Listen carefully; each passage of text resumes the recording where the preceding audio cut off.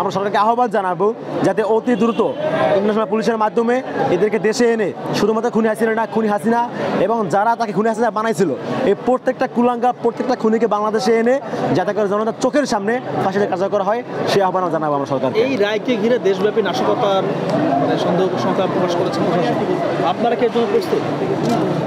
আসলে এটা ভোগাস কথাবার্তা আসলে নাশকতা করার মতো কোনো ইঁদুরের বাচ্চা বাংলাদেশে এখনো নাই, যারা ছিল সব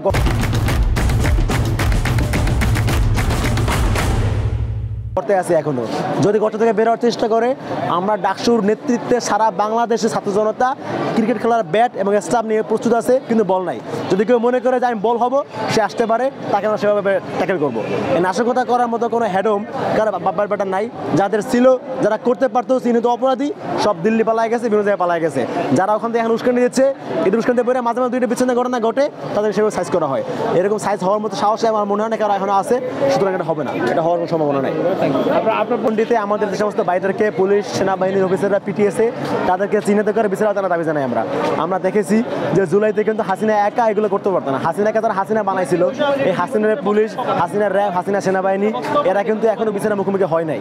সো এদের বিচার করা যায় নাই বলে এরা এখনো দেশে না এইভাবে জুলাই যোদ্ধা যারা আছে, জুলাইয়ের যারা সৈনিক আছে এদের প্রতি হামলা করার সাহস দেখাতে পারতেছে এখনো।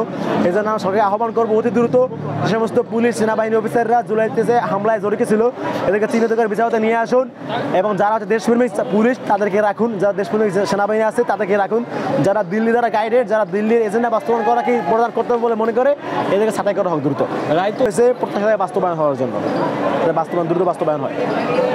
এই যে রায়কে কেন্দ্র করে এর আগে আমরা দেখেছি রায় ঘোষণার তারিখ যেদিন ঘোষণা হয়েছে তার আগের থেকেই সহিংস হয়ে উঠেছে রাজধানীর পরিবেশ।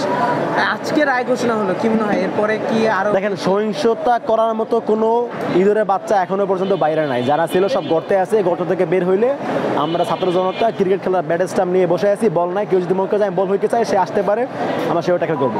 সহিংসতা করার মতো হেডম কারো এখনো নাই। আচ্ছা।